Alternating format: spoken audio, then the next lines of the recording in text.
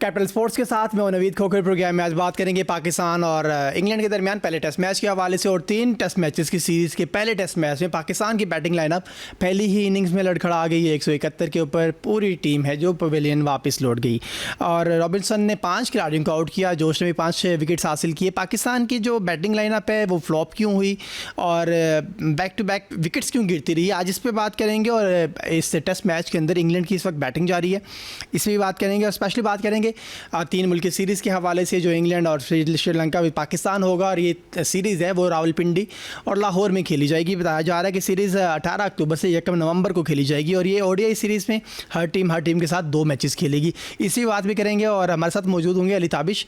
अली, खुश आमदीद कहते हैं आपको शो में। Thank you for thank you so much. चलिए भाई, सबसे पहले ज़रा Pakistan versus England test series का पहला टेस्ट मैच और पहले टेस्ट मैच की पहली इनिंग्स में पाकिस्तान की बैटिंग लाइनअप है लड़खड़ा गई है। 171 पर आउट हो गई। जब टॉप पे अजान आउट हुए, अवैस आउट हुए तो ऐसा लग रहा था जैसे पाकिस्तान को संभलना मुश्किल हो जाएगा और वही हुआ। फिर शान भी आउट हो गए। उसके बाद फिर हमने देखा कि थोड़ी देर के लिए मामूल हक और अब्दुल्ला शफीक हैं जो वो क्रीज़ के ऊपर मौजूद रहे। बैटिंग को थोड़ा सा सहारा मिला। 171 तो पाकिस्तान ने बना लिया, लेकिन सर ये बैक टू बैक पाकिस्तान की गलतियाँ और फिर गलतियाँ, कोई संभालने वाला नहीं होता। कहाँ जाता दिखाई दे रहा है आपको पहला टेस्ट मैच? हाँ, तो रिजल्ट की तरफ ही रहा है। जितनी जल्दी हमने 10 विकेटें दे दी और चले 12 विकेटें ओवरऑल टेस्ट मैच की गिर चुकी हैं, पीछे 28 रह गई हैं। थिंग इज के हमने तैयारी किस तरह से की है इस सीरीज की, या क्या कहते हैं ओवरऑल अपनी क्रिकेट को लेके। हम जिस किस्म की पिचेस बनाते रहे हैं, जिस किस्म के हम टेस्ट मैचेस खेलते रहे हैं अपने होम ग्राउंड पे, हमें तो बांग्लादेश ने भी आके हरा दिया, हमें तो क्या कहते हैं वेस्ट इंडीज ने भी आके हरा दिया हमें। देखें, हमने कोशिश की अपनी तरफ से कि ऐसी विकेटें तैयार करें जिसके ऊपर सिर्फ हम खेल सकें और हम जीत सकें। ठीक है, अगले किसी को मौका ना मिले, लेकिन अगली टीम में ऑब्वियसली कुछ ना कुछ तैयारी के साथ ही आई। और आप देखें अगर हम ओवरऑल मवाजना करें अपनी टीम का करंटली, तो आई थिंक हमारी टीम बांग्लादेश की टीम से तो नीचे ही आएगी, क्योंकि बांग्लादेश की टीम अगर ऑस्ट्रेलिया में टेस्ट मैच जीत सकती है अगेंस्ट प्रॉपर ऑस्ट्रेलियन लाइनअप, तो there is something wrong with our squad. कि हम क्या कहते हैं, चले हम वेस्ट इंडीज से 1 मैच जीत गए, हम 1 टेस्ट मैच हार भी गए, लेकिन ओवरऑल परफॉर्मेंस की रीसेंट टाइम्स की बात की जाए तो मोस्ट डेफिनेटली बांग्लादेश की टीम हमसे बेहतर है। और हम अपनी टीम का क्या कहते हैं क्या ही उस पे करें, जब हमें पता है कि जो स्ट्रक्चर है पीसीबी का, हमारी क्रिकेट का जो स्टेट है इस टाइम वो शैम्बल्स में है, वो किस तरफ जा रहा है कोई कुछ नहीं कह सकता। हम बात करते हैं कि मैं ओवरऑल इस एस्पेक्ट से बात कर रहा हूँ कि हम कैसे अपना कोई आर्गुमेंट सपोर्ट करें जब हम कहते हैं कि हम पाकिस्तान कप करवा रहे हैं जी वर्ल्ड कप की तैयारी के लिए, और हम सारे के सारे मैच एक ही वेन्यू पे करवा देते हैं और हम जो है वो किस चीज का एक्सपोजर दे रहे हैं। एक साथ इतनी रफ क्रिकेट खेलने का, एक ही पिच पे एक ही ग्राउंड पे मल्टीपल मैचेस खेलने का कहाँ ऐसे होता है आपके पास, मतलब ये कौन सी तैयारी हो रही है। तो हमें ओवरऑल जो है ना, हमारी प्रेपरेशन की बात की जाए ना, तो हमारे क्रिकेटिंग माइंड्स जो बोर्ड में इस टाइम बैठे हुए हैं वो दे फेल टू एक्नॉलेज कि आपको अगर वाकई में टीम को बड़े इवेंट्स के लिए तैयार करना है तो you need to give them that exposure as well. You need to make them learn in a way कि जहाँ पे उनको समझ भी आए कि जब हम टूर्नामेंट खेलने जाएंगे तो हमारे साथ क्या क्या कुछ होगा, या हम टेस्ट सीरीज खेलने जाएंगे तो क्या होगा। अजान अवैस जहाँ विकेट की बात है, पहली बॉल पे आउट होना, आई थिंक 30 साल के बाद ऐसे हुआ है कि पाकिस्तान की पहले बॉल पे विकेट गिरी है। और जवान है, यंग है, ही विल लर्न। उन्होंने अच्छी प्रोग्रेस दिखाई है जो मैचेस वो खेले हैं, रन्स भी किए हैं। और जहाँ तक स्टेबिलिटी की बात है, मैं शान मसूद से कुछ ज्यादा एक्सपेक्ट कर रहा था। आई थिंक सभी कर रहे होंगे, बिकॉज इस टीम में सबसे ज्यादा किसी के पास एक्सपोजर है इंग्लैंड में बैटिंग का तो वो शान मसूद ही हैं। बहुत क्रिकेट उन्होंने वहां पे खेली है। और मोहम्मद अब्बास हैं उसके बाद, जिनका क्रिकेट का एक्सपोजर इंग्लैंड के अंदर बहुत ज्यादा है, बहुत ज्यादा काउंटी क्रिकेट खेली है उन्होंने। बट देन अगेन जब आप बैटिंग की बात करते हैं तो 2 विकेटें गिरने के बाद लगा यही था कि तो अभी तो मामला खराबी की तरफ जा रहा है, लेकिन बारिश आई, बारिश के बाद जब वो स्टेबिलिटी दी इमाम ने और अब्दुल्ला शफीक ने, वो वाकई में देखने के लिए खुशाइन थी। लेकिन उसके बाद फिर वही बात कि हमें क्या कहते हैं कोलैप्स करने के लिए जो है ना बस एक विकेट की दरकार होती है कि एक विकेट हमारी जाती है और फिर ऐसा कोलैप्स होता है कि समझ से बाहर हो जाता है यही कि यार पॉइंट अली, 112 पे 2 आउट है। अली एग्जैक्टली यही पॉइंट है जिसके ऊपर मैं बात करना चाह रहा था। और ये आज से नहीं हो रहा सर, ऑलमोस्ट हम जब से मैंने शो स्टार्ट किए हैं और जो मल्टीपल टाइम हो गया है, हम तो यही बात डिस्कस की जा रहे हैं। बात कर रहे हैं हम तो बचपन से ये देख रहे हैं सर मैं तो इसलिए हम इसके ऊपर हर शो में बात कर रहे होते हैं, इसके ऊपर बात कर रहे होते हैं, और आपसे भी और दीगर जो गेस्ट आते हैं उनसे भी बात भी कर रहे होते हैं यार ये क्या इशू है कि आप जब टॉप से विकेट्स गिरते हैं और फिर उसके बाद नीचे आके कोलैप्स कर जाते हैं मिडल ऑर्डर। अच्छा, पाकिस्तान का इशूज़ बहुत सारे रहे, कभी आप टॉप ऑर्डर पाकिस्तान का इशू होता है, वो अगर चल जाए तो हम मिडल ऑर्डर में आके फंस जाते हैं, वो चल जाए तो हम बॉलिंग साइड में जाके फंसते हैं।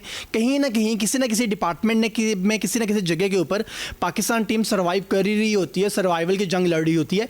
कल भी हमने यही देखा, पहले दिन के बाद आप देखा जब टॉप से आउट हुए तो फिर वहाँ शान मसूद बड़े कॉन्फिडेंट लग रहे थे, ऐसा लग रहा था जैसे वो संभालेंगे, वो जो आप बात कह रहे हैं वो किरदार वो अदा करेंगे। बाबर आजम भी नहीं थे, वो मुझे तो ऐसा लग रहा था जैसे ये खुद ही इनको कैप्टन बनाया नहीं गया, पर ये कैप्टनसी वाली इनिंग्स खेल देंगे ज़रूर। ऐसा कुछ भी नहीं हुआ, और नीचे भी कोई भी जो कैप्टन है वो भी सऊद शकील भी, मतलब ये किसी ने कोई परफॉर्म ही तो किया नहीं है। क्या वजह है मिडिल ऑर्डर हमेशा से कोलैप्स करता है पाकिस्तान का? ने बड़े अरसे से हमें का रणवीर आपके शो में भी आके बात की, हम ना रोल नहीं फिल करते, हम बंदे फिल करते हैं टीमों के अंदर।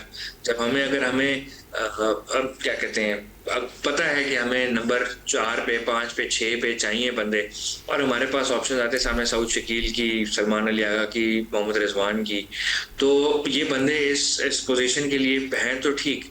और प्रॉब्लम इज कि चलें सऊद शकील ने वार्म अप मैच में तो स्कोर कर लिया, लेकिन warm up match is a different ball game. अब जहां पे जरूरत थी उनके बाकी में स्कोर करने की, टीम को स्टेबिलिटी देने की, अपने टीम में वापस आके अपनी जगह सॉलिड करने की, टीम फंसी हुई थी उस टाइम, हमें बिल्कुल विकेट गंवाने की वो जगह नहीं थी। तो आपने अपने आप को अप्लाई क्यों नहीं किया? आपने सोचा समझा क्यों नहीं कि मैं यार बहुत कॉशियसली वो चीजें खेलूं? बहुत हमारे बैटर्स के एजेस निकल के जा रहे थे, चौके एजेस पे हो रहे थे, हम उन्होंने क्या कहते हैं प्रेशर बहुत क्रिएट किया हुआ था इंग्लैंड ने अपनी बॉलिंग से, ये हमें सब पता था होना है। अब इस सब में कमाल बात ये है कि जितनी अनप्रेडिक्टेबल हमारी टीम है इस टाइम पे, उतनी ही अनप्रेडिक्टेबल इंग्लैंड को अपनी टीम भी लग रही थी। आपने अगर कमेंट्री सुनी हो इंग्लैंड के बड़े कमेंटेटर्स की सीरीज से पहले, उसमें हमारे डेविड लॉयड हो गए, माइकल वॉन हो गए, नासिर हुसैन, काफी जो इंग्लैंड के बड़े पुराने क्रिकेटर्स और कमेंटेटर्स हैं, वो सब एक ही बात कर रहे थे कि इस टाइम पे जितनी वॉलेटाइल और अनप्रेडिक्टेबल पाकिस्तान की टीम है, उतनी ही वॉलेटाइल और अनप्रेडिक्टेबल इंग्लैंड की टीम भी है, क्योंकि बिल्कुल सिमिलर सर्कमस्टेंसेस से गुजर रही है। कोच चेंज हो गए, कैप्टन चेंज हो गया, टीम मैचेस नहीं जीती भी पिछले कुछ अरसे में, आपको पता नहीं आपके स्क्वाड में होगा कौन, अनसर्टेनिटी है बहुत सारी चीज़ों को लेके, रोल्स को लेके, पोजीशंस को लेके। तो बिल्कुल सिमिलर सर्कमस्टांसेस में दोनों टीमें सामने हैं, लेकिन given the home ground advantage कह लें, या at least the advantage of the application of applying themselves, मतलब अपने आप को एग्जीक्यूट करने का कॉन्फिडेंस और अपने आप को अप्लाई करने का जो टेक्निक है, वो इंग्लैंड ने ज्यादा बेहतर अप्लाई की पाकिस्तान से, और हम क्या कहते हैं अपनी 10 विकेटें देने में कामयाब हो गए, और उनके 2 बॉलर्स ही हमारी 10 विकेटें लेने में कामयाब हो गए। तो बड़ा ऐसा कम देखने को मिलता है कि 2 बॉलर्स ने पूरी टीम को आउट कर दिया, 2 फाइवर्स एक ही गेम में, एक इनिंग्स में। तो अब तो देखें उन्होंने कुछ किया, स्पेशल किया है, तभी उनको विकेटें मिली। ये ऐसा नहीं है कि हमारे बैट्समैन ट्राई नहीं कर रहे थे, लेकिन उतना अच्छा ट्राई नहीं कर रहे थे क्रीज पे स्टे करने का जितना उनको करना चाहिए था, जितना उनको अपने आप को अप्लाई करना चाहिए था कि वो ओवरकम कर सकें सिचुएशन को।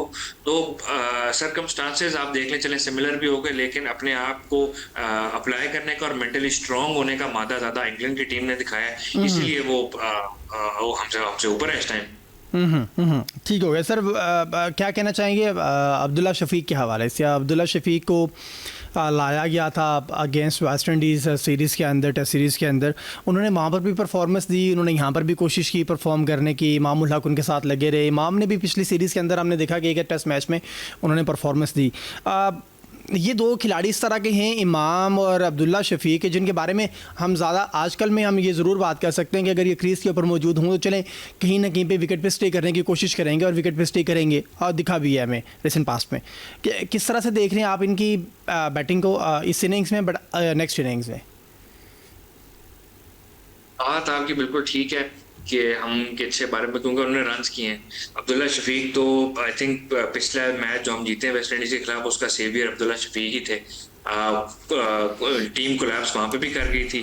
वो अब्दुल्ला शफीक ने स्टेबिलिटी ना दी होती, वो 160 ना किया होता, तो वो मैच भी हमारे हाथ से गया था। और कल के दिन में भी अब्दुल्ला शफीक ने जो आके स्टेबिलिटी और एप्लीकेशन का मुजाहरा किया, अपने आप को संभल के खड़े होके खेलना, उनको पता था कि मेरी इस टाइम जरूरत है टीम को, मेरा क्रीज पे रहना बहुत जरूरी है, मेरा रन्स करना बहुत जरूरी है। और अगर आपने स्कोर कार्ड नोटिस किया हो तो दोनों प्लेयर्स एक टाइम पे सेम रन्स और सेम बॉल्स के ऊपर खड़े हुए थे। बट अब्दुल्ला शफीक क्योंकि अपने आप को अप्लाई बेहतर कर रहे थे, आई थिंक 42 का स्कोर था, दोनों की बॉल्स भी सेम थी, अप्लाई अपने आप को बेहतर कर तो 50 भी कर ली। इमामुल हक नाकाम रहे 50 करने में, बट देन अगेन एटलीस्ट उन्होंने इतना तो अप्लाई किया अपने आप को कि कुछ रन्स किए हैं, एक अच्छी पार्टनरशिप लगाई है, जो कि जरूरत होती है सबसे ज्यादा आपको टेस्ट क्रिकेट में। पार्टनरशिप ना लगे तो आपकी टीम कहाँ स्कोर करती है, कि एंड से विकेटिंग गिरती है, दूसरे एंड पे बंदा क्या कर लेगा।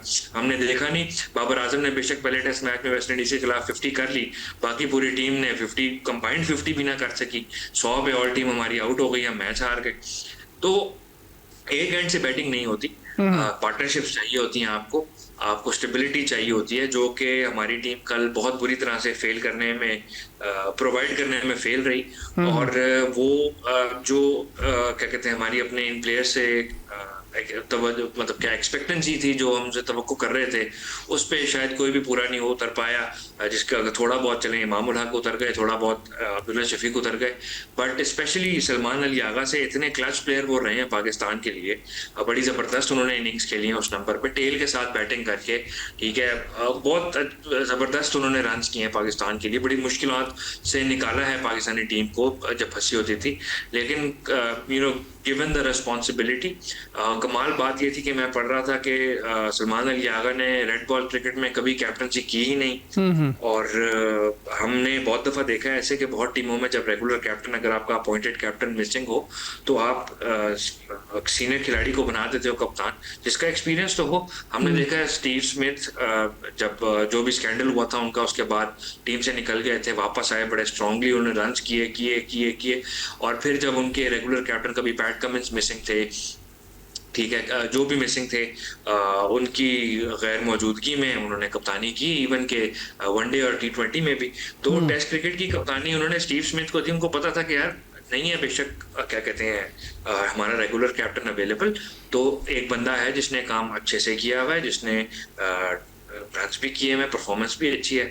तो मुझे ऐसा लगता था कि शायद मैंने आपके शो में भी पहले बात की थी कि इंग्लैंड की सीरीज के लिए तो you can have Shan Masood as the captain. उसमें उसकी बहुत सारी वजूहत हैं। तो आप अगर, ठीक है, बाबर आजम अनअवेलेबल थे, you could have given the captaincy to Shan Masood. Experience बहुत है, उनको कंडीशंस का बहुत पता है। और कुछ स्टैट कमेंटेटर्स भी कल बता रहे थे कि लीड्स में, हेडिंगली में उनको खेलने का मेरे ख्याल से कोई 30 इनिंग्स का एक्सपीरियंस भी है। तो जब आपके पास ऐसा एक ऑप्शन मौजूद था, ठीक है, जस्ट बिकॉज कि उनको हटाया इसलिए वापस कप्तानी देनी, तो थोड़ा सा वो समझ से बाहर बात, मतलब क्या मैं कहूँ इस बात पे, उस डिसीजन पे। बट देन अगेन हमें जरूरत थी सलमान अली आगा के स्कोर करने की, हमें जरूरत थी सऊद शकील के स्कोर करने की। Rizwan has been out of form lately, बड़े अरसे से कोई बड़े छोटे रन्स नहीं निकल रहे रिजवान के बैट से। बड़ी इंपॉर्टेंट चीजें जो होनी चाहिए थी। एक और चीज़ भी, आप सलमान अली आगा पे बात करें तो हम ज़रा इसको कंटिन्यू करेंगे कि आप शान मसूद की कप्तानी की फेवर, ऐसा था कि सारे लोग ही ये समझ रहे थे कि अब बाबर आजम नहीं होंगे तो शान को ही कैप्टनसी दी जाएगी इस इवेंट के लिए, इस पहले टेस्ट मैच के लिए। नहीं, बट आप वाई कि सलमान अली आगा ही कैप्टन होंगे, सऊद शकील भी वाइस कैप्टन रह चुके हैं, गो के परफॉर्मेंस उनकी भी नहीं है ऐसा कि उनको कैप्टनसी की पोस्ट दी जाए, वो उनकी अपनी परफॉर्मेंस पे डिस्टर्ब हो। बट यहाँ सलमान अली आगा की भी तो परफॉर्मेंस नहीं है ना, कभी ऐसा हुआ नहीं है, आई थिंक होना भी नहीं चाहिए था। ये कैप्टनसी वाला जो मामला है, इस पर ज़रा बात कीजिएगा कि सलमान अली आगा ही क्यों, मतलब उनकी परफॉर्मेंस कहाँ पे हमें टेस्ट मैचेस के अंदर नज़र आई इस तरह की, या फिर आप ये समझते हैं कि उनमें इतना कॉन्फिडेंस है, वो एज अ कैप्टन इतने कामयाब हैं कि यहाँ पे पाकिस्तान ने ये फैसला कर लिया कि नहीं, हम सलमान अली आगा के साथ ही जाएंगे। कैप्टनसी में तो पाकिस्तान का आप कोई नाम नहीं ले, क्योंकि रिसेंट टाइम्स में तो कैप्टनसी में तो कोई कामयाब कोई नहीं है। तो हम क्या कह सकते हैं कि कैप्टनसी में कौन कामयाब रहा है। तो लेकिन अगर उस एस्पेक्ट में बात करें कि हमें एक नजर आ रहा है कि सलमान अली अगर cricketing brain is a good cricketing brain, game को समझते हैं वो अच्छे से। उनकी टेस्ट क्रिकेट की परफॉर्मेंसेस देखें, अगर हम प्लेटफॉर्म या क्या कहते हैं इसको, क्या क्या फॉर्मेट क्रॉसओवर ना इमेजिन करें, ठीक है, कि सलमान अली अगर टी20 के प्लेयर नहीं है, हम टी20 को साइड पे रख दें, हम वनडे और को भी साइड पे रख दें for the sake of it. Test cricket में बड़ी कमाल परफॉर्मेंसेज रही हैं सलमान अली आगा की, और हम एक्सपेक्ट करते हैं कि वो, जैसे मैंने कहा, कि बड़े क्लच उन्होंने परफॉर्मेंसेज दी हैं, बड़ी ज़रूरी बहुत इंपॉर्टेंट परफॉर्मेंसेज दी हैं टेस्ट क्रिकेट के लिए, पाकिस्तान के लिए। तो इन दैट सेंस चलें, आप एक वाइस कैप्टन आपने रखा हुआ है, आप उनको ट्रेन कर रहे हैं अगली कप्तानी के लिए, अंडरस्टैंडेबल, श्योर। लेकिन क्या आपको लगता है कि जिस बंदे ने कभी रेड बॉल में कप्तानी की ही नहीं, उसका पहला एक्सपीरियंस इंग्लैंड में होना चाहिए, या ऐसी जगह पे जहाँ पे एटलीस्ट होम कंडीशंस पे थोड़ा सा आपके पास एडवांटेज हो, कुछ फेमिलियर कंडीशंस हो, जहाँ पे उनको जो है ना थोड़ा सा सपोर्ट भी मिले, वो, या फिर ऐसा कप्तान बनाए जिसको पता है उन कंडीशंस का, या आपको अंदाजा है कि वो कैसे परफॉर्म करेंगी, कैसा वहाँ पे लोग सपोर्ट करते हैं, क्या चीज़ वहाँ पे चलती है। तो आई फील लाइक कि Shan Masood should have been a better option.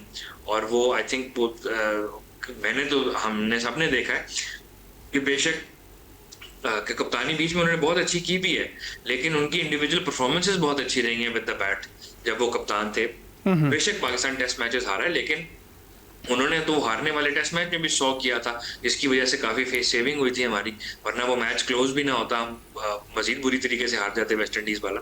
और बड़े उन्होंने रन्स किए हैं, बड़े क्विक फायर 50s मारी हैं, पाकिस्तान को बड़ी सपोर्ट किया उन्होंने बैटिंग डिपार्टमेंट में। तो हम बहुत सारी चीजों को देख के, आप, मेरा नाकिस दिमाग तो यही कहता है कि इंग्लैंड में जब आपके पास अगर बाबर आजम अनअवेलेबल थे, Shan Masood should have been made the captain. ठीक हो गया। चलें सर, आगे बढ़ेंगे और ये बात कर लेंगे पाकिस्तान की 3 मुल्की सीरीज़ के हवाले से। और ये सीरीज़ है जो ये होने जा रही है 18 अक्टूबर से 1 नवंबर तक। बड़ी इंपॉर्टेंट सीरीज़ है। इंग्लैंड की टीम भी आएगी, श्रीलंका भी मौजूद होगी। श्रीलंका के ऑलरेडी हमारे साथ T20 मैचेस और 2 टेस्ट मैचेस भी मौजूद हैं इस सीरीज़ के बाद। और पहले बट यहाँ पर हम बात करेंगे ज़रा ODI सीरीज़ से, क्योंकि वर्ल्ड कप की तैयारी के लिए इस सीरीज़ को बड़ा अहम कंसिडर किया जा रहा है और रावलपिंडी में मैचेस होने। किस तरह से देखेंगे इस सीरीज़ को? हम इसको वाकई में कह सकते हैं कि आप चले वर्ल्ड कप की तैयारी कर रहे हैं और आप प्लेयर्स डेवलप कर रहे हैं, आप प्लेयर्स को प्लेटफॉर्म दे रहे हैं, और बड़े अरसे बाद वो ट्राई नेशन सीरीज के कॉन्सेप्ट्स वापस आए हैं, तो ट्राई नेशन सीरीज हो भी रहे हैं। It makes it more interesting. आपके पास थोड़े से स्टेक्स हो जाते हैं, एक फाइनल डेवलप हो जाता है। बायलैटरल से ज़्यादा अच्छे स्टेक्स ट्राई नेशन के या मल्टीपल नेशंस के जो भी टूर्नामेंट या सीरीज होती हैं उसके होते हैं।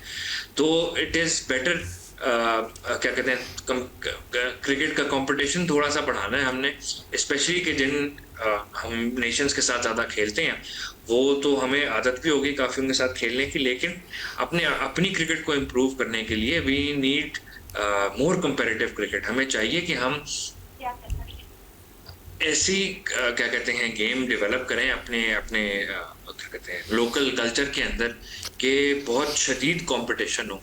आपको अगर याद हो, मैंने आपको स्टैट बताया था एक स्पोर्ट्स सर्वे की रिपोर्ट कहती है कि अगर फॉर एग्जांपल 15 रुकनी स्क्वाड अनाउंस होना है, तो वो 15 स्लॉट्स जो अवेलेबल हैं स्क्वाड के लिए, वो हर पोजीशन के लिए एटलीस्ट 15,000 खिलाड़ी मौजूद है पाकिस्तान के अंदर। तो आप सोचें कि अगर हमारे पास 15 स्लॉट्स हैं और हर स्लॉट के लिए 15,000 खिलाड़ी मौजूद है जो कि वो जगह ले सकता है, ठीक है, लेकिन फिर भी हमें पता है कि स्क्वाड क्या होना है, हमें फिर भी पता है कि कौन जो है ना कहाँ पे खेलेगा, क्या क्या चीज़ें होंगी। वो मेरिट थोड़ा हमें और खोलना होगा, हमें वो सेंस ऑफ जो है ना, क्या कहते हैं इसको, बिलोंगिंग, या आप अपने आपकी टीम में जगह पाने के लिए। आपने अभी नोटिस किया होगा जब ये वर्ल्ड कप फुटबॉल का चल रहा था, तो जब टीमों के स्क्वाड्स अनाउंस हो रहे थे, तो कैसी सेलिब्रेशन हो रही थी कि आपका नाम स्क्वाड में आ रहा है जी। तो एक बहुत बड़ा ये एजाज होता है कि आप वर्ल्ड कप खेलने के लिए जा रहे हो और आपका नाम आपकी टीम के स्क्वाड में आ रहा है। तो मतलब it should be treated as such as well. ठीक है। It is a very big opportunity, इतना बड़ा एजाज है कि आप वर्ल्ड कप में अपनी टीम को, अपने मुल्क को प्रेजेंट करने जा रहे हो। उसके लिए तो जंगें होनी चाहिए, ये ग्राउंड के ऊपर, असली नहीं, ग्राउंड के ऊपर जंगें होनी चाहिए, लड़ाई होनी चाहिए कि भाई नहीं, मैं ये स्क्वाड, ये पोजीशन मेरी होगी, ये पोजीशन मेरी होगी। तो आप अपने आप को प्रूव करें, आप स्क्वाड में आए, स्क्वाड खेलें। ये कल्चर हमें बड़े अरसे से हम देख रहे हैं, हमारा बहुत क्रिकेट बहुत फ्रेंडली हुई हुई है। हमने बड़े मुल्कों ने बात की कि यार वो टाकरा किधर गया, वो शुएब अख्तर जैसे आके बैटर को डराता होता था, वो तू महमे होती थी शाहिद अफरीदी की दूसरे उनके साथ, वो वसीम अकरम जो आके आंखें दिखाता था, वो क्या कहते हैं, सईद अजमल घुस जाता होता था दूसरी टीम के अंदर। सर इनको तो मालूम था ना, सर मालूम था ना इनको, शुएब अख्तर को मालूम था कि वो बॉल करेंगे तो बाउंसर लगेगा, वो बॉल करेंगे तो यॉर्कर लगाएंगे, वो बॉल करेंगे तो जो सेंटर वाली विकेट है वो हासिल करेंगे। और विकेट्स भी जब उखड़ती थी तो हमने उखड़ते हुए देखा कि वो मिडिल ऑफ ग्राउंड में जाके रुकती थी। अब तो पता है ना कि आप आंखें दिखाएंगे तो अगला आंखें दिखा के आपको बॉल बाउंड्री लाइन के बाहर मारेगा। अब तो वो चीज़ें नहीं रही हैं। अब तो पाकिस्तान की बॉलिंग में, स्पेशली फास्ट बॉलिंग में, वो दमखम तो मौजूद ही नहीं है ना। देखिए, फास्ट बॉलिंग का मसला नहीं है, हमें ओवरऑल हमने ठीक है, फ्रेंडलीनेस होनी चाहिए, कमराडरी होनी चाहिए, एक दूसरे के लिए रिस्पेक्ट होनी चाहिए। बट हम ये तो नहीं कह रहे आप दूसरे टीम के ऊपर खड़े होके जो है ना गोलियां चला दें या मिसाइल मार दें, ऐसी तो कोई बात नहीं कर रहा। बट एटलीस्ट उनको कंपटीशन तो दें उनके साथ, जो जो जो फाइट डिजर्व करती है गेम। कि हम क्या चाहते हैं एज क्रिकेट फैंस भी, कि यार हमारा गेम तो अच्छी हो, गेम टाकरे की हो, मुकाबलेदार गेम हो, ठीक है, को अच्छी बॉलिंग हम कराएं, अच्छी बैटिंग हम करें, अगले भी करें। ऑब्वियसली सब खेलने आए हैं, सब जीतने आए हैं, सबका मकसद तो एक ही है। लेकिन उसके अंदर जो एक जो टाकरा होता है, जो आपका मुकाबला जब हो रहा है, तो मुकाबले में मुकाबले वाली फील ही है वो, उसमें भाईचारा लगा रहेगा उसके अंदर। वो क्या कहते हैं, आपको जब तक गुस्सा नहीं आएगा, जब तक आप वो लड़ नहीं रहे ना, आप उस पोजीशन के लिए आपने फॉर ग्रांटेड ले लिया अपनी पोजीशन को, आपने फॉर ग्रांटेड ले लिया अपने उस स्पॉट को कि जो आपको मिला हुआ पाकिस्तान को रिप्रेजेंट करने के लिए, वो चीज बड़े अरसे से मिसिंग रही है। अभी इस मैच में थोड़ा सा देखने के लग रहा है कि जिस तरह की इमोशन, एग्रेशन मोहम्मद अब्बास ने बॉलिंग में दिखाया, मोहम्मद अली ने दिखाया, एंड आई होप कि जो उनका एक्सपीरियंस है वो वाकई में पाकिस्तान को काम आएगा, और we can pull something out of this test match to make it interesting, कि एटलीस्ट मुकाबला तो प्रॉपर हो, मुकाबला तो उस हिसाब से हो कि हमें लगे कि यार चलो अच्छी क्रिकेट तो हो रही है ना, एक टक्कर का मुकाबला तो हो रहा है ना। मैं ठीक है, मेरा वजन ठीक है 100 किलो होगा बेशक, मेरे सामने कोई 50 किलो का जवान बच्चा आ जाए और मैं उसको पंजे में हरा दूं, किसको अच्छा लगेगा, किसको लगेगा कि यार ये जो है ना ये मुकाबला सही हुआ है। आप देखिए, हर बड़ी स्पोर्ट के अंदर ना वेट्स की कैटेगरी की होती है ताकि बराबर का मुकाबला हो। ठीक है, अब क्रिकेट ऐसी स्पोर्ट नहीं इसमें वेट तो नहीं आप करते, लेकिन एटलीस्ट स्किल लेवल तो मैच करते हैं ना। अब आपने टीम खिलानी है, अगर आपका स्किल लेवल मैच ही नहीं कर रहा दूसरी टीमों के साथ, ठीक है, आपका माइंडसेट मैच नहीं कर रहा मॉडर्न डे क्रिकेट के साथ, तो आप कैसे कम्पीट कर सकते हैं दूसरी टीमों से। I think we really need to work on it and bring that spirit back of aggression, of playing, remind करवाना है लोगों को, यार आप मुल्क के लिए खेल रहे हो, बेशक आप जंग नहीं लड़ रहे, लेकिन आप अपने मुल्क को क्या कहते हैं, आपके ऊपर भी और अपने मुल्क को क्या कहते हैं इस गेम के ऊपर भी फख्र करने के लिए खेल रहे हो। जब हम जीतते हैं तो हम सब इकट्ठे हो जाते हैं, वो बहुत कमाल फीलिंग होती है। हम सब जो पाकिस्तान को जहां रिप्रेजेंट करता है, हम उस फीलिंग के लिए खेल रहे होते हैं, लेकिन अनफॉर्चुनेटली बड़े अरसे से वो फीलिंग बहुत मिसिंग है। ठीक हो गया, बहुत शुक्रिया। अली ताबिश हमारे साथ मौजूद थे जी, बात कर रहे थे Pakistan versus England test match से मुतल्लिक। और पहले टेस्ट मैच का पहला दिन पाकिस्तान के लिए बड़ा डरावना ख्वाब साबित हुआ। 171 के मजमू में पूरी पाकिस्तान की टीम पवेलियन वापस लौट गई, और शुरुआत से आगाज़ पाकिस्तान का ज़्यादा अच्छा नहीं था, और पाकिस्तान के जो बल्लेबाज हैं वो आते गए और जाते गए। आज इस पर भी मज़ीद भी बात करेंगे। वक्त हुआ ब्रेक का, ब्रेक से वापस आएंगे और बात करेंगे पाकिस्तान की गिरती हुई साख हॉकी के अंदर। और वर्ल्ड कप के अंदर पाकिस्तान की टीम मौजूद थी और पाकिस्तान ने 3 मैचेस खेले, और कल एक इंपॉर्टेंट मैच के अंदर पाकिस्तान को शिकस्त का सामना करना पड़ा, और ये मैच था पाकिस्तान वर्सेस इंडिया, और इंडिया ने पाकिस्तान को 5-3 से शिकस्त दे दी है। वर्ल्ड कप के इनके तीनों मैचेस के अंदर इंग्लैंड ने पाकिस्तान को 4-1 से शिकस्त दी, इंग्लैंड ने पाकिस्तान को 5-3 से शिकस्त दी, जबकि वेल्स का जो मैच था पाकिस्तान वर्सेस वेल्स, इसमें 3-3 से मैच बराबर रहा। इस पर मजीद बात करेंगे, वक्त हुआ ब्रेक का, हमारे साथ रहिएगा। प्रोग्राम में खुश आमदीद कहते हैं और बात कर रहे हैं आज पाकिस्तान की हॉकी से मुतल्लिक। और हॉकी में पाकिस्तान को इंडिया ने 5-3 से शिकस्त दे दी। वर्ल्ड कप का ये तीसरा मैच था पाकिस्तान का, और पाकिस्तान को इस शिकस्त के बाद वर्ल्ड कप से पाकिस्तान बाहर हो गया, उसका सफ़र मुकम्मल हो चुका है। पहले मैच के अंदर पाकिस्तान वर्सेस इंग्लैंड में इंग्लैंड ने 4-1 से पाकिस्तान को शिकस्त दी, और दूसरे मैच में वेल्स ने 3-3 से पाकिस्तान और वेल्स के दरमियान 3-3 से मैच बराबर रहा, जबकि इंडिया ने पाकिस्तान को 5-3 से शिकस्त देकर इवेंट से बाहर कर दिया है। बड़ी मुश्किल से अल्लाह अल्लाह करके पाकिस्तान वर्ल्ड कप में पहुंचा था, और वर्ल्ड कप में पाकिस्तान की इस कारकर्दगी पे बात करेंगे, और बात करेंगे कि पाकिस्तान हॉकी टीम के अंदर प्रोफेशनलिज्म कितना है, और ये जो ग्रुपिंग की बात होती है इसमें कितनी सच्चाई है इस पर, और स्पेशली खिलाड़ियों के साथ इश्यूज़ चल रहे हैं क्या, और क्या खिलाड़ियों को जो मसाइल थे और स्पेशली जो फंडिंग से मुतल्लिक मसाइल थे वो सेटल डाउन हुए या नहीं, इस पर बात करेंगे। हमाद अली हमारे साथ मौजूद हैं, पाकिस्तान हॉकी के प्लेयर हैं। हमाद, खुश आमदीद करते हैं आपके शो में। हमाद, अब जानना चाहूँगा आपसे, पाकिस्तान वर्सेस इंडिया, कल 5-3 से पाकिस्तान को शिकस्त का सामना करना पड़ा। 8 साल के बाद पाकिस्तान वर्ल्ड कप में गया था, और वर्ल्ड कप में जाने के बाद हमने देखा कि शायद में भी पाकिस्तान कुछ ज़्यादा बेहतर कारकर्दगी का मुजाहरा करे against England, against India, against Wales. अच्छा, वेल्स जैसी टीम है वो पाकिस्तान के साथ 3-3 से मैच बराबर करके चली गई, उस पर भी बात करेंगे। But Pakistan versus India, pressure वाली गेम, एक बड़ी गेम, उसमें 5-3 से पाकिस्तान को शिकस्त का सामना करना पड़ा। कहाँ पे गलतियाँ देखते हैं? पाकिस्तान इंडिया ऑलवेज एक प्रेशर गेम रहता है, लेकिन वही बात है जो अब आप वर्ल्ड कप खेलने जा रहे हैं और इस लेवल पे हैं कि आप अपने नफ्स को कंट्रोल करना आपको आना चाहिए। लेकिन कल का जो मैच था उसमें हमने अपनी इंडिविजुअल गलतियों की वजह से इंडिया को मैच दिया है। अगर आप मैच देखें तो हमने 2 गोल ऐसे थे जो हमारी अपनी स्टिक से लग के गोल हुए हैं, उसके बाद हम इंडिविजुअल बहुत खेले हैं। अगर आप इंडियन टीम की गेम देखें और हमारी गेम देखें, हमारी गेम में इंडिविजुअलनेस ज़्यादा थी, लेकिन अब यही है, हॉकी एक टीम गेम है। अगर आप इंडिविजुअल खेलेंगे उस तरह तो आप कभी भी नहीं जीत सकेंगे। कई दफ़ा ऐसे ही चांस क्रिएट हुए हैं, अगर हमारा सेकंड पोस्ट पे मैन था, अगर हम उसे खेलते थे तो हम इजीली वो लीड कवर कर जाते, लेकिन नहीं, हम अपने इंडिविजुअल उसमें थे, हम जिस वजह से हमने गोल मिस कर दिया, और उसी वजह से रिज़ल्ट ये आपके सामने 5-3 था।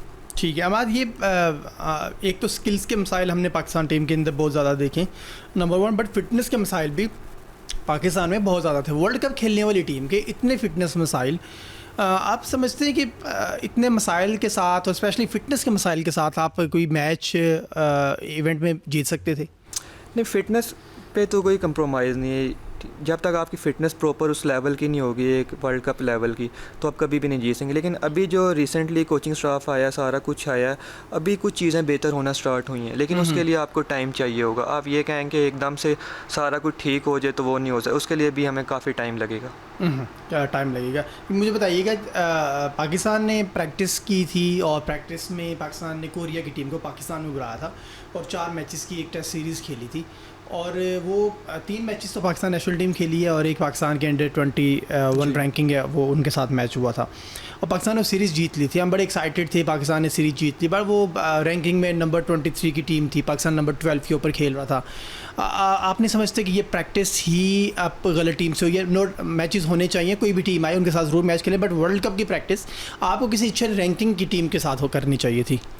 विद भी उस टाइम अवेलेबल जो टीम थी वो आई थिंक कोरिया ही थी, लेकिन आप उससे पहले ये देखें, हमने प्रो लीग खेली है। प्रो लीग में हमने वर्ल्ड की जितनी भी बेस्ट टीम्स थी ना, टॉप 10, उनके साथ सबके साथ मैचेस खेले, उसमें इंडिया भी थी, इंग्लैंड, बेल्जियम, जर्मनी। तो हमें यह था कि जो हमने वहाँ से एक्सपीरियंस हासिल किया वो वर्ल्ड कप में हमें नज़र आएगा, लेकिन बैड लक कह लें, उस तरह लड़के इम्प्लीमेंट नहीं कर सके जो हमें उनसे उम्मीदें थी। ठीक है, कि किस तरह से पाकिस्तान टीम का कम्बिनेशन देख रहे हैं? कम्बिनेशन ओवरऑल तो ठीक है, बस थोड़ी सी इंडिविजुअल है। अगर वो ख़त्म कर दें, टीम गेम की तरह खेलें, टीम की तरह खेलें। कुछ लड़के टीम की तरह खेलते हैं, कुछ अपनी इंडिविजुअल ज़्यादा खेलते हैं, तो अगर वो ख़त्म कर दें तो इंशाल्लाह रिज़ल्ट बहुत अच्छे होंगे। अमाद, ये खबरें आ रही थी, मुझे श्योर नहीं है, बट सुना था कि 2-2, 3-3 ग्रुप्स बने हुए पाकिस्तान टीम के अंदर। नहीं, ऐसी तो कोई बात नहीं है, क्योंकि अभी वो आपने पीछे भी देखा होगा कि अमाद भट्ट कप्तान थे, लेकिन अभी अबू बकर भाई कप्तान है। लेकिन ग्रुप तो इस तरह कोई नहीं, सारे लड़के एक दूसरे के साथ बहुत अच्छे हैं, तो ऐसी ग्रुपिंग वाली कोई बात अब हम अगर थोड़ी सी इसको कंपाइल कर लेते हैं, इन सारी चीज़ों को, ग्रुपिंग भी नहीं है, फिटनेस भी बेहतर है, कॉम्बिनेशन भी बेहतर है, आपकी प्रैक्टिस भी बकौल जैसे आप भी बता रहे हैं कि हम प्रो लीग भी खेल के आए हुए हैं, कोरिया के साथ मैच, फिर प्रॉब्लम कहाँ पे है? फिर आपको वेल्स जैसी टीम को आप 3-3 से बराबर कर लेते हैं, अगर इंग्लैंड से 4-1 से हारते हैं और इंडिया से 5-3 से हारते हैं। सर आप ये देखें, वेल्स के साथ हमने जो पूरे मैच में लीड ले के फिर हमने वो वापस उनको लीड दिया। उसमें हमारी अपनी इंडिविजुअल मिस्टेक्स हैं, और बाकी जो आप दूसरी टीम्स का कह रहे हैं वो एकदम से नहीं हुई। उनको अगर आप बेल्जियम को देखें, एक टाइम पे वो टॉप 10 में भी नहीं थी, लेकिन आप वो देखें वर्ल्ड नंबर 1 है। उसके लिए उनके एक ही वो जो टीम थी 12 साल एक ही टीम रही है, उसमें कोई प्लेयर चेंज नहीं हुआ, एक ही टीम 12 साल तक एक साथ खेलती रही है। फिर उनका कोचिंग स्टाफ, उनका डाइट प्लान, सारा कुछ उनका प्रॉपर था। अब आप इंडिया को देख लें, इंडिया का स्ट्रक्चर, आप इंफ्रास्ट्रक्चर देखें तो वो हम तो बिल्कुल पास भी नहीं है। हमारा कैंप लगता है, महीने का कैंप लगता है, उसके बाद लड़के चले जाते हैं। कोई उस तरह इंफ्रास्ट्रक्चर नहीं है कि जहाँ पे लड़के प्रॉपर एक कैंप में रहें, उनका वो मोनीटर हो, डाइट प्लान हो, सारा कुछ हो, ऐसा कुछ भी नहीं है। तो आप कैसे कह सकते हैं कि हम वर्ल्ड की टॉप टीम्स के साथ कंपेयर कर सकते हैं? ठीक है, मतलब ये कहना चाह रहे हैं कि हमारे जो स्पेशली मसाइल कैंप के हैं, स्पेशली डाइट के मसाइल हैं, इन सारी चीज़ों को लेके वानी साहब आए हैं, पाकिस्तान हॉकी फेडरेशन के प्रेसिडेंट। इनके आने से कुछ चीज़ें बेहतर हुई हैं? जी, इनके आने से काफ़ी चीज़ें बेहतर हैं। जिस तरह अभी आप वर्ल्ड कप पे जा रहे थे तो उन्होंने उनके जो डेली अलाउंसेस थे उनको लड़कों को पहले ही पे कर दिए कि आप फ्रीली हो के अपना जो गेम है वो आप फ्रीली होके खेलें। उसके बाद फॉरेनर कोचेज़ आए हैं, GPS पहली दफ़ा आया पाकिस्तान में, उससे पहले नहीं था, उससे काफ़ी फ़ायदा होगा। तो वानी साहब के आने से फ़ायदा तो हो रहा है, लेकिन ये है कि अब लड़कों ने खेलना है, उन पे है। अलाउंस कितना होता है एक प्लेयर का इस टाइम? जो I think Pakistani rupees daily है वो 20,000 है, जो इंटरनेशनल लेवल की है। और जो कैंप की daily I think 3,000 senior team की और 2,000 जूनियर टीम की है। कैंप की डेली है जो क्या ये इंटरनेशनल स्टैंडर्ड के मुताबिक है?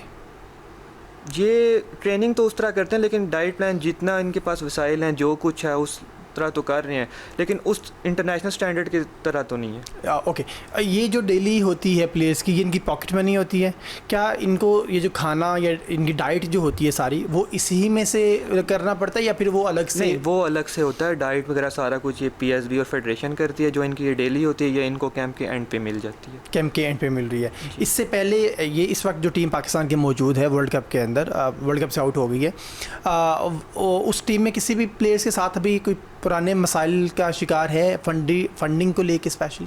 नहीं, अभी वानी साहब के आने के बाद और उससे पहले भी तकरीबन अब जो पाकिस्तान के करंट प्लेयर हैं फाइनेंशियली काफ़ी स्टेबल हैं, क्योंकि मोहसिन नकवी साहब ने भी, फिर गवर्नमेंट ऑफ पाकिस्तान ने भी इनको काफ़ी फाइनेंशियली सपोर्ट किया है। तो मुझे नहीं लगता कि अब इतना इनको होना चाहिए।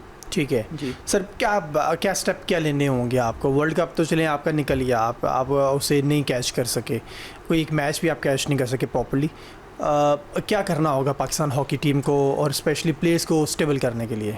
अब आगे एशियन गेम्स आ रही हैं, वो बहुत इंपॉर्टेंट है हमारे लिए, ओलंपिक्स के लिए, क्योंकि अगर हम एशियन गेम्स जीतते हैं तो हम ओलंपिक्स के लिए क्वालिफाई करेंगे, नहीं तो फिर हमें क्वालिफाई राउंड खेलना पड़ेगा। वो 18 सितंबर से है। यही है कि अपनी जो इन्होंने अभी मैचेस खेलने हैं उनको ये देखें, क्योंकि इनके आगे फिर इंडिया होगी, मलेशिया, जापान है, कोरिया है। इनके पोल में अभी एशियन गेम्स में मलेशिया है, चाइना है, उज़्बेकिस्तान है, लेकिन वही है एंड पे इनका टॉप 4 में वही इंडिया, पाकिस्तान, जो भी वो 2 टीम्स आएंगी। तो इनको अपनी वीकनेस पे काम करना होगा, देखें कि कहाँ पे इनकी गलती हो रही है, जो ये वर्ल्ड कप्स में इन्होंने गलती की है। एशियन गेम्स के लिए क्या समझते हैं नॉर्मली हॉकी जो आपका ये कैंप लगना है, ये कितना टाइम का होना चाहिए? उसके लिए तो अभी टाइम क्योंकि बहुत कम है, क्योंकि 18 सितंबर से एशियन गेम स्टार्ट है, अभी ये वापस आएंगे तो हम ये कह सकते हैं कि वर्ल्ड कप के तीनों मैचेस भी आपको प्रैक्टिस मैच के तौर पे तो मिल गए। बिल्कुल। और उसके बाद मंथ या हाफ अ मंथ होगा, उसमें जितनी इनकी वीकनेस होंगी उस पर अगर ये काम करें तो मुझे उम्मीद है इंशाल्लाह एशियन गेम में रिजल्ट अच्छा होगा। हमारे एक खबर आ रही थी कि पाकिस्तान हॉकी फेडरेशन ने मल्टीपल कंट्रीज़ के साथ कोऑर्डिनेशन की है पाकिस्तान विज़िट करने के लिए, सीरीज़ के लिए। उसमें हमने कैनेडियन टीम की बात भी सुनी है और 3-4 और भी टीम्स हैं, बट वो सारी टीम्स आ रही हैं हमारे पास फरवरी में, यानी कि अगले साल की शुरुआत में। समझते हैं कौन सी टीम्स को पाकिस्तान में स्पेशली बुलाना चाहिए जिससे आपको अच्छी प्रैक्टिस मिले? देखें, अभी जिस तरह आपने बात किया है, अभी 26 को पाकिस्तान वाइट की टीम रशिया जा रही है, उसके बाद अक्टूबर में चाइना की टीम आ रही है जो यहाँ पे मैचेस खेलेगी, और जो ये आपने कनाडा की बात की है तो नेक्स्ट ईयर होगी जनवरी में। अगर यूरोपियन टीम्स आएंगी तो उसका ज़्यादा फ़ायदा होगा, जो आपसे रैंक में ज़्यादा बेहतर हैं और आपसे गेम में भी ज़्यादा बेहतर है। अगर उनके साथ हम जितने मैचेस हो सकें वो खेलेंगे तो हमारी गेम भी ज़्यादा इंप्रूव होगी, लड़कों का कॉन्फिडेंस भी ज़्यादा इंप्रूव होगा, और आने वाले जो मैचेस होंगे उसमें हमें काफ़ी हेल्पफुल होगा। ठीक है, थोड़ी सी स्किल्स पे बात कर लेते हैं, मैं स्किल्स में जाने से पहले हम बात करते हैं उस इवेंट पहले मैच के उस पहले क्वार्टर के अंदर एक इवेंट हुआ जो पाकिस्तान के सेफ्टी गियर्स आप लाना भूल गए। ये गलती कहाँ पे होती है, कहाँ पे हुई है?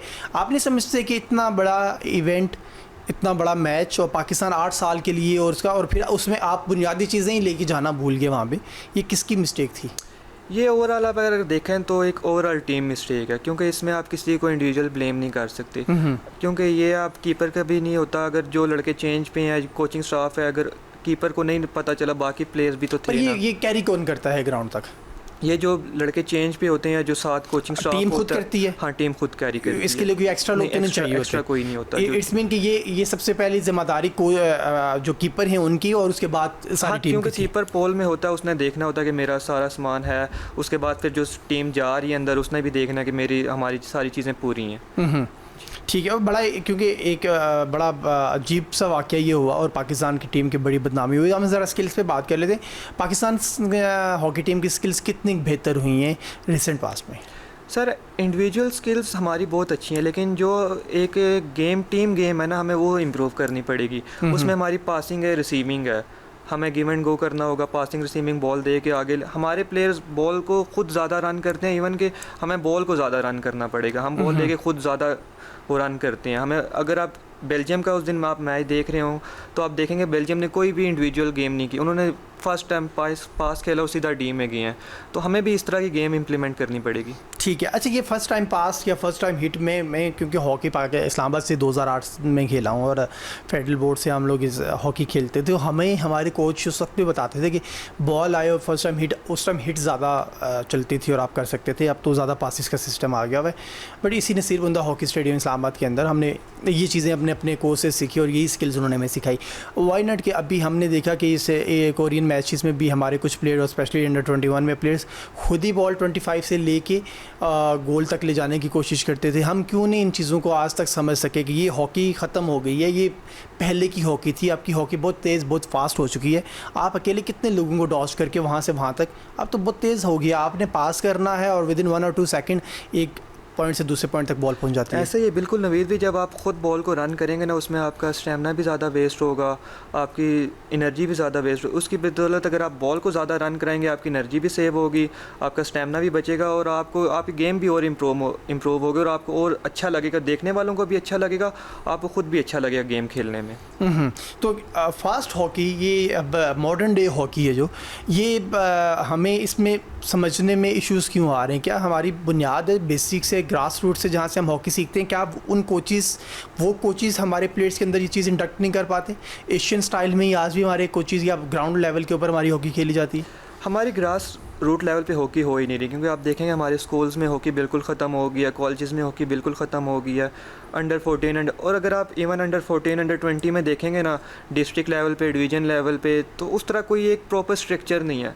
हमारे लड़के कहाँ पे जाके हॉकी सीख रहे हैं? कैंप्स में जाके सीख रहे हैं। अगर आप बाहर के यूरोपियन टीम्स को देखेंगे और दूसरी टीम्स को देखेंगे, उनका अगर एक अंडर 14 का प्लेयर है, वो भी वही स्ट्रक्चर पे गेम कर रहा है जो उनका सीनियर टीम का प्लेयर गेम कर रहा है। तो जिसकी वजह से वो एक प्रॉपर चैनल से आ रहे हैं। अगर हमारा एक अंडर 14 या अंडर 16 का प्लेयर है, वो उसको कोचेस कोई और गेम करा रहे हैं और हमारी सीनियर टीम कोई और गेम कर रही है, जिसकी वजह से ये काफ़ी एक, मुझे लगता है कि बहुत एक अच्छी चीज़ नहीं है। अच्छी चीज़ नहीं है। फ़िटनेस के लिए पाकिस्तान की नेशनल टीम कहाँ से फ़िटनेस लेती है? वही जो ग्राउंड में ट्रेनिंग कर रहे हैं वो होती है, फिर जिम सेशन बहुत इंपॉर्टेंट होते हैं, तो इससे।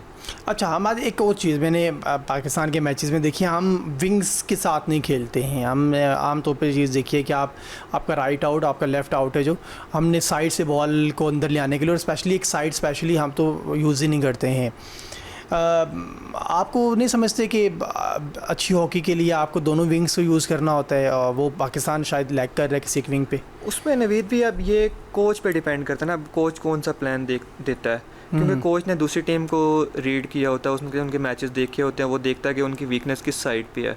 अभी कोच का वो है कि कोच क्या कहता है कि उसने राइट साइड से अटैक करनी है, लेफ़्ट साइड से अटैक करनी है।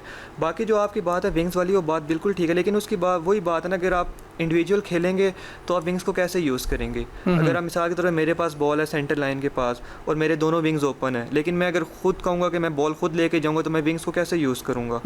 तो इंडिविजुअल गेम हम ज़्यादा करते हैं निस्बतन हमें टीम गेम करनी चाहिए। कैप्टन की कैप्टनसी से कितने आप इंस्पायर हैं? आप समझते हैं कि कैप्टन ने विद इन ग्राउंड अपनी जो हिकमत अमली थी, अपनी जो प्लानिंग थी, वो एग्जीक्यूट की विद प्लेयर्स? इसमें जो हॉकी में ना, क्योंकि ये उस तरह इसमें कैप्टनसी का इतना किरदार नहीं है, क्योंकि इसमें कोई वो एक आपने डिसीजन नहीं लेने होते, आपने उनको कॉन्फिडेंस देना होता है। बस नैनो सेकंड की गेम होती है, आप प्लेयर खुद लेता है डिसीजन अपने। बिल्कुल, क्योंकि आपने बस एक कॉन्फिडेंस देना कि यार अगर तेरे से गलती हो भी गई है तो खैर है, कोई नहीं, उसको भूल जाओ, आप आगे गेम करो। तो ओवरऑल पाकिस्तान हॉकी टीम में मैं अगर चाहूँ कि कुछ बेहतरी के लिए कुछ चीज़ों की निशानदेही पॉइंट आउट करें तो वो क्या होगा?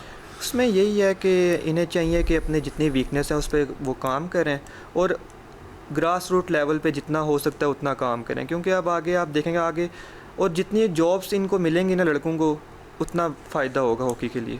हॉकी के लिए फ़ायदा होगा। What about departments? और डिपार्टमेंट्स के अलावा तो मेरे ख्याल में हॉकी और इसके अलावा एसोसिएशंस करवा रही हैं, कहीं और हॉकी होती है पाकिस्तान में? एसोसिएशंस भी हॉकी नहीं करवा रही है। आपका नेशनल इवेंट है, नेशनल चैम्पियनशिप, जितने हमारे डिपार्टमेंट थे वो तकरीबन सारे डिपार्टमेंट ख़त्म हो गए। अब गिने चुने 6 या 7 डिपार्टमेंट्स हैं। अब इवन के इस टाइम ये सिचुएशन है, जो लड़का पाकिस्तान टीम में खेल रहा है ना, उसके पास भी जॉब नहीं है।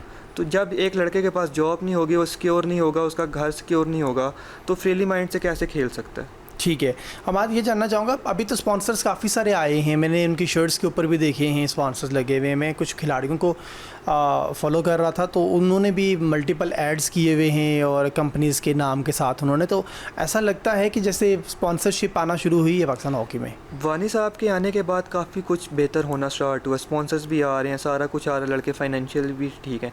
लेकिन जब तक एक लड़के के पास जॉब नहीं होगी तब तक वो कुछ नहीं करते। आप अगर मिसाल के तौर पर 2 साल टीम में खेल रहे हैं, स्पॉन्सर्स आपके पास 2 साल तक होंगे, लेकिन जो आपके पास परमानेंट जॉब होगी वो तो आपकी लाइफ टाइम चलेगी।